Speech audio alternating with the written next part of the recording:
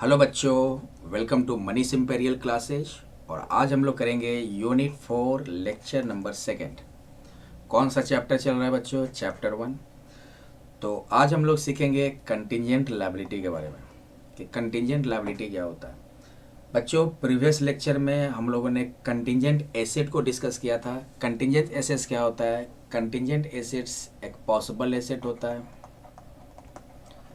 Possible asset होता है जो पास्ट इवेंट से अराइज होता है और डिपेंड करता है अनसर्टेन फ्यूचर अक्रेंस पे, और ये कंपनी या बिजनेस के कंट्रोल में नहीं होता। तो ये तो बच्चों कंटिंजेंट एसेट्स हो गया। कंटिंजेंट लायबिलिटी भी सेम सेंस में कहेंगे, बस लायबिलिटी टर्म में कह देंगे। कंटिंजेंट लायबिलिटी क्या होगा? तो कंटिंजेंट लायबिलिटी का मतलब possible obligation. Possible obligation. Obligation का मतलब बच्चों लायबिलिटी जो आपको पे करने करने होते हैं। ऑब्लिगेशन मतलब जो आपको चुकाने हैं। तो कंटिंजेंट लायबिलिटी क्या है? पॉसिबल ऑब्लिगेशन है जो पास्ट इवेंट से अराइज होता है और डिपेंड करता है अनसर्टेन फ्यूचर अक्रेंस पे। अनसर्टेन फ्यूचर अक्रेंस पे। अनसर्टेन फ्यूचर अक्रेंस पे। ठीक है। तो एक एक लाइन तो सिंपल बोलो, कंटिंजेंट लायबिलिटी का मतलब पॉसिबल ऑब्लिगेशन जो पास्ट इवेंट से अराइज होता है और डिपेंड करता है अनसर्टेन फ्यूचर अक्रेंस पे, और ये बिजनेस के कंट्रोल में नहीं होता है। बच्चों एक एग्जांपल से समझना, जैसे मिस्टर ए और मिस्टर बी दो है आपका। मिस्टर ए ने मिस्टर बी को मशीन सेल किया। क्या सेल किया? मशीन। किसने सेल किया? तो मिस्टर ए ने मिस्टर बी को मशीन सेल किया। अब मिस्टर बी क्या किया? जब मशीन को यूज कर रहा था तो यूज करने के दौरान इसको कुछ डैमेज हो गया, कुछ नुकसान हुआ। तब मिस्टर बी ने ए पे क्या किया? कंपनसेशन का क्लेम फाइल किया। कंपनसेशन के लिए क्लेम किया।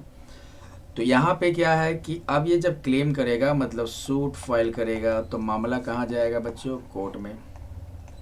अब कोर्ट के जजमेंट में है कि फैसला मिस्टर ए के पक्ष में भी आ सकता है और मिस्टर ए के अगेंस्ट भी आ सकता है।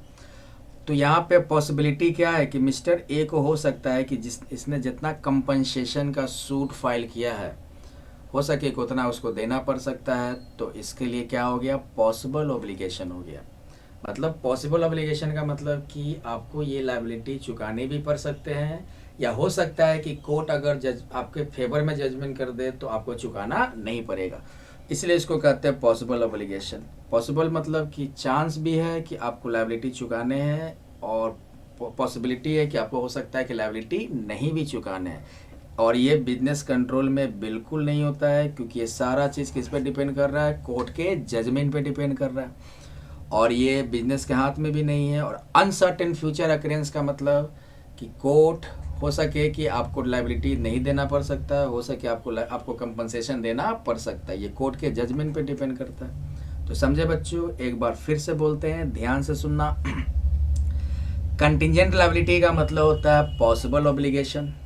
पॉसिबल ऑब्लिगेशन का मतलब कि हो सकता है कि आप ये लायबिलिटी आपको चुकाना भी पड़ सकता है, या हो सके कि ये लायबिलिटी आपको चुकाना नहीं पड़े।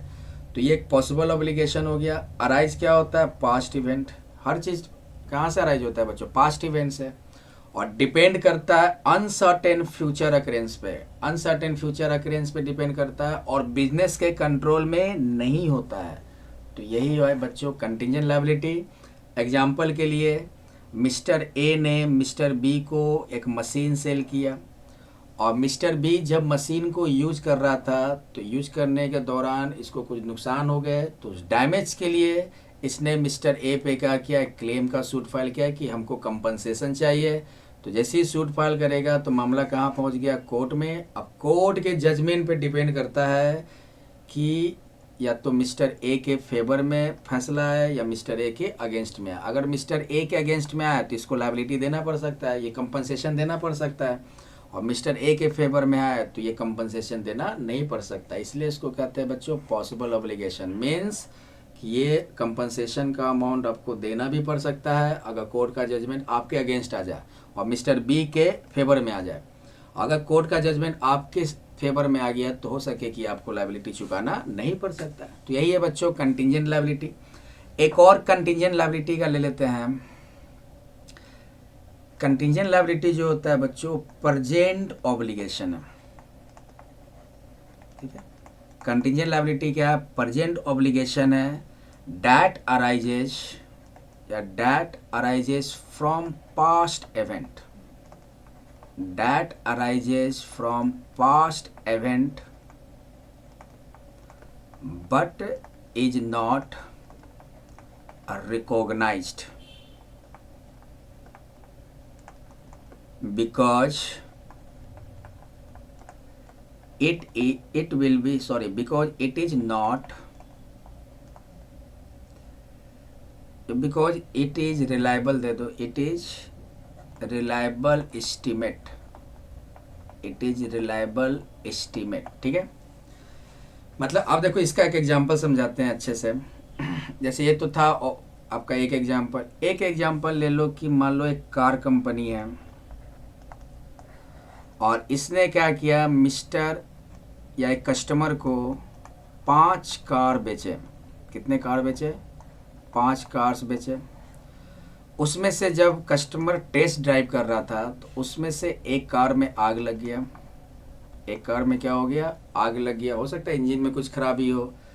तब इस कस्टमर ने कार कंपनी पे क्या किया? कंपनसेशन के लिए सूट फाइल किया। तो यहाँ तो भैया कि निश्चित है कि कार कंपनी को तो कंपनसेशन देना है, क्योंकि कार जब हम खरीदे या उस टेस्ट ड्राइव करने पे अगर डैमेज हो जाए तो फिर कार कंपनी रिस्पॉन्सिबल है, यहाँ पे कंपनसेशन देना पड़ेगा। तो यहाँ पे कौन सा ऑब्लिगेशन हो गया? Present obligation. लेकिन अमाउंट नहीं पता है बच्चों, क्योंकि मान लो इसने कंपनसेशन के लिए मान लो क्या कहते हैं 20 लाख का कंपनसेशन के लिए इसने क्या किया? क्लेम किया। तो ऐसा थोड़ी है कि 20 लाख रुपया ही इसको देना है। ये तो बात कहाँ जाएगा? कोर्ट के जजमेंट पे डिपेंड करता है। कोर्ट बोल दे कि 50 लाख का कंपनसेशन है तो कोर्ट जितना अमाउंट बोलेगा। तो अभी ये अमाउंट हमें पता नहीं है, अनसर्टेन है, लेकिन प्रेजेंट ऑब्लिगेशन है। तो ये भी आपका कंटिंजेंट लायबिलिटी का मतलब हो गया। कंटिंजेंट लायबिलिटी का मतलब प्रेजेंट ऑब्लिगेशन जो पास्ट इवेंट से तो अराइज होता है, लेकिन अमाउंट नहीं पता है कि हमें कितना अमाउंट देना पड़ सकता है। तो ये बच्चों हो गया कंटिंजेंट लायबिलिटी, ठीक है। जैसे एग्जांपल के तौर पर एक कार कंपनी एक कस्टमर को अपनी 5 कार्स बेचे।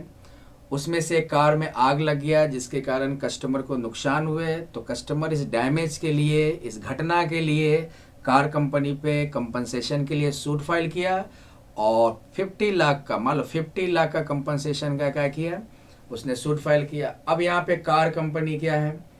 कार कंपनी को जो ऐसा थोड़ी कि 50 लाख देना है, ये डिसाइड करेगा कोर्ट के जजमेंट पे। कोर्ट जितना अमाउंट बोलेगा उतना अमाउंट कार कंपनी को देना है।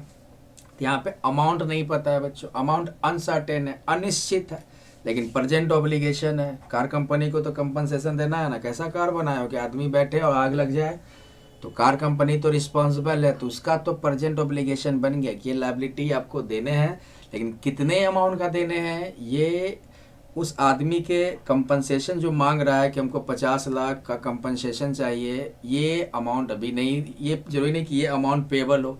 या कोर्ट के जजमेंट पे हो सकता है कोर्ट बोल दे कि 1 करोड़ का ऑब्लिगेशन दीजिए, तो कार कंपनी को 1 करोड़ का ऑब्लिगेशन देना पड़ेगा। तो ये बच्चों हो गया कंटिंजेंट लायबिलिटी। 2 सेंस में है। पॉसिबल ऑब्लिगेशन जो पास्ट इवेंट से अराइज होता है और डिपेंड करता है अनसर्टेन फ्यूचर अक्रेंस पे, और जिसका बिजनेस पे कोई कंट्रोल, या बिजनेस का जिस पे कोई कंट्रोल नहीं होता है। तो फिर से सुनो बच्चों, कंटिंजेंट लायबिलिटी मतलब पॉसिबल ऑब्लिगेशन जो पास्ट इवेंट से अराइज होता है और डिपेंड करता है अनसर्टेन फ्यूचर अक्रेंस पे और बिजनेस के कंट्रोल में नहीं होता है। या आपका कह सकते हो कंटिंजेंट लायबिलिटी क्या हो गया? प्रेजेंट ऑब्लिगेशन है जो पास्ट इवेंट से अराइज हुआ है, लेकिन अमाउंट नहीं पता है, अमाउंट सर्टेन नहीं है, ये कितना आपको पे करना पड़ेगा। तो यही था बच्चों कंटिंजेंट लायबिलिटी। एक है बच्चों जैसे लॉ सूट एंड क्लेम।